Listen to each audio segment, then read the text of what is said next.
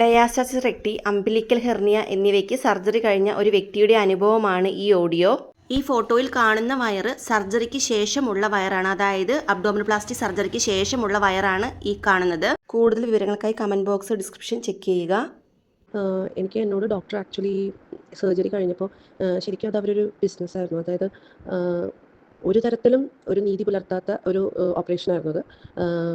എന്നോട് ഒരു എക്സസൈസും പറഞ്ഞിട്ടില്ല. ഈവൻ ദോ എനിക്ക് 40 സ്റ്റിച്ച് പുറമേ ഉണ്ട്, ഉള്ളിൽ മെഷ് ഉണ്ട്, പുറമേ 40 സ്റ്റിച്ച് ഉണ്ടായിരുന്നു. അപ്പോൾ അത് അവിടെ വരെ നമുക്ക് തട്ടിപ്പുകളുണ്ടായി. അപ്പോൾ അതുകൊണ്ട് അവരൊന്നും പറഞ്ഞു തന്നിട്ടില്ല, ഒരു എക്സസൈസും. ഈവൻ ദോ നമ്മൾ ഹെവി വെയ്റ്റ്സ് ഇനി തനിക്ക് പൊക്കാൻ പറ്റില്ല എന്ന് പോലും അവർ പറഞ്ഞു തന്നില്ല. അത് കഴിഞ്ഞ് പലപ്പോഴും പല വെയിറ്റും പൊക്കിയപ്പോൾ എൻ്റെ കുഞ്ഞുമോൾക്ക് അന്ന് 2 വയസ്സാണ്. അപ്പോൾ അത് കഴിഞ്ഞ് അവൾ എടുക്കുമ്പോൾ എനിക്ക് പ്രഷർ തോന്നിയപ്പോൾ ഞാൻ പയ്യെ എടുക്കൽ നിർത്തി. പിന്നെ എനിക്ക് ഓരോ പ്രാവശ്യം എനിക്ക് അതായത് മൂത്രം ലീക്കാവണ പോലെ ഫീൽ ചെയ്യും നമ്മൾ വലിയ പ്രഷർ എടുക്കുമ്പോൾ. അതുപോലെ കുട്ടി എടുക്കുമ്പോൾ ഒക്കെ നമുക്ക് വയർ തള്ളുന്ന പോലെ തോന്നി. അങ്ങനെ ഞാൻ എൻ്റേതായ പരീക്ഷണങ്ങൾ നടത്തി ഇപ്പോൾ കുറച്ച് കാര്യങ്ങൾ നമ്മളുടേതായ രീതിയിൽ നമ്മൾ മാറ്റി വെച്ചിരിക്കുന്നു. അല്ലാണ്ട് അവരൊന്നും പറഞ്ഞു തന്നിട്ടില്ല എനിക്ക്.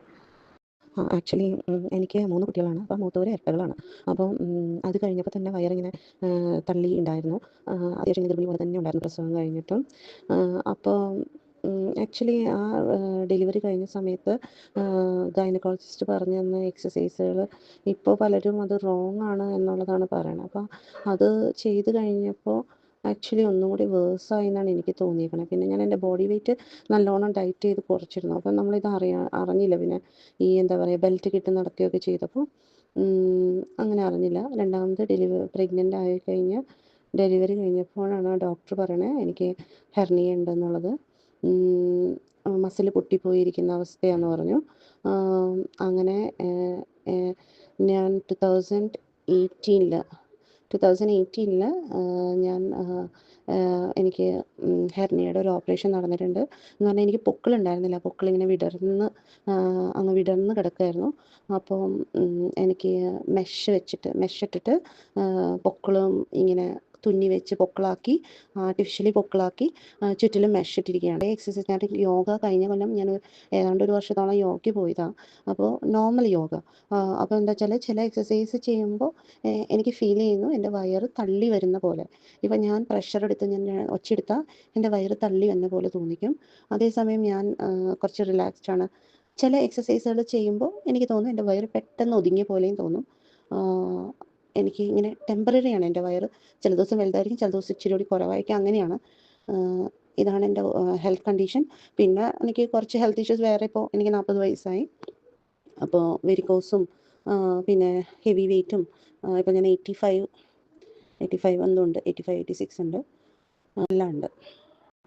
എനിക്ക് എന്നോട് ഡോക്ടർ ആക്ച്വലി സർജറി കഴിഞ്ഞപ്പോൾ ശരിക്കും അത് അവരൊരു ബിസിനസ്സായിരുന്നു. അതായത് ഒരു തരത്തിലും ഒരു നീതി പുലർത്താത്ത ഒരു ഓപ്പറേഷനായിരുന്നു അത്. എന്നോട് ഒരു എക്സസൈസും പറഞ്ഞിട്ടില്ല. ഈവൻ ദോ എനിക്ക് 40 സ്റ്റിച്ച് പുറമേ ഉണ്ട്, ഉള്ളിൽ മെഷ് ഉണ്ട്, പുറമേ 40 സ്റ്റിച്ച് ഉണ്ടായിരുന്നു. ഈ 40 സ്റ്റിച്ച് അവർ എടുക്കാൻ വേണ്ടിയിട്ട് തിരക്കിട്ട് പൊട്ടിക്കാൻ നേരത്ത് അവർക്ക് കിടന്ന് പൊട്ടിക്കാൻ ആ ബെഡിൽ വേറൊരാൾ കിടക്കണോണ്ട് എന്നെ ഒരു കസേരയിൽ കുറച്ച് നേരം ഇരുത്തിയിട്ട് ഇങ്ങനെ മലത്തി ഇരുത്തിയിട്ട് കുറച്ച് ചെയ്തു. പിന്നെ എഴുന്നേറ്റ് നിർത്തി ചെയ്യിപ്പിച്ചുകൊണ്ട് എനിക്ക് തല ഇറങ്ങി. അങ്ങനത്തെ ഇഷ്യൂസ് ഉണ്ടായി. അതായത് അവരൊരു തരത്തിലും നമ്മളോട് ഒരു നീതിയും പുലർത്തിയിട്ടില്ല ഓപ്പറേഷൻ ചെയ്തതിൽ. അതുമാത്രമല്ല, ഈവൻ ദോ ഡോക്ടർ പോലും നമ്മൾ പറ്റിക്കപ്പെട്ടു എന്ന് പറഞ്ഞാൽ, നമ്മളൊരു ഡോക്ടറിൻ്റെ ഡോറിൻ്റെ പുറത്തൊരു പേര് കാണുന്നു, ആ പേര് ഭയങ്കര ഫേമസ് ആയ ഒരാളാണ്. അപ്പോൾ നമ്മൾ ഉള്ളിലുള്ള അയാൾ തന്നെ ആയിരിക്കും എന്നാണല്ലോ നമ്മൾ പ്രതീക്ഷിക്കുക.